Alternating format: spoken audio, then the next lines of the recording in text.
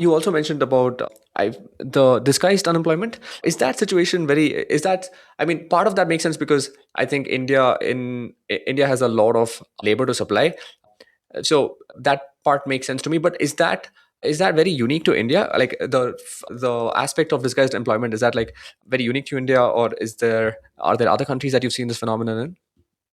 I think it happens all over the developing world.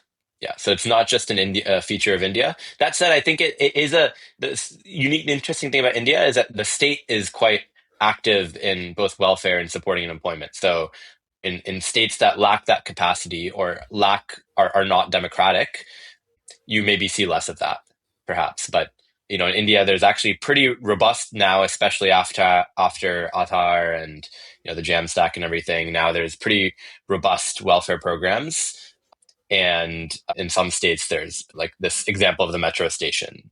There's employment from government that can also provide some support. And what are the Yeah, I think there's a consequences? phenomenon throughout the developing world.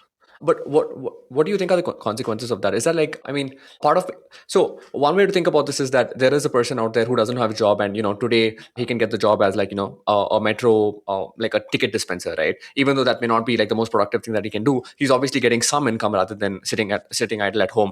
So in that way, it can be like a good thing. But overall, like if you remove that person from the economy as well, I'm guessing like people can still put their ticket into that box, right? So any thoughts on like, is it like a good thing, bad thing? Like what are the consequences of having these sort of jobs?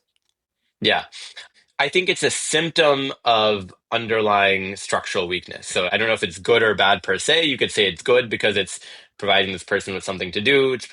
Money is flowing, but they're not actually contributing to real production of goods and services. As you said, if you remove that person, there wouldn't be any worse experience for the passenger.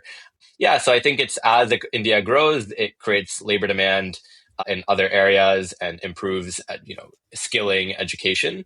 Hopefully, you'll see those types of jobs reduce in quantity, the kind of disguised unemployment. I do think there's a concern with AI that you have a jobless future and you'll need to have many jobs like this, and we can discuss that. But yeah, so I think you're right. It's a symptom of economic weakness. I think is the way I'd put it.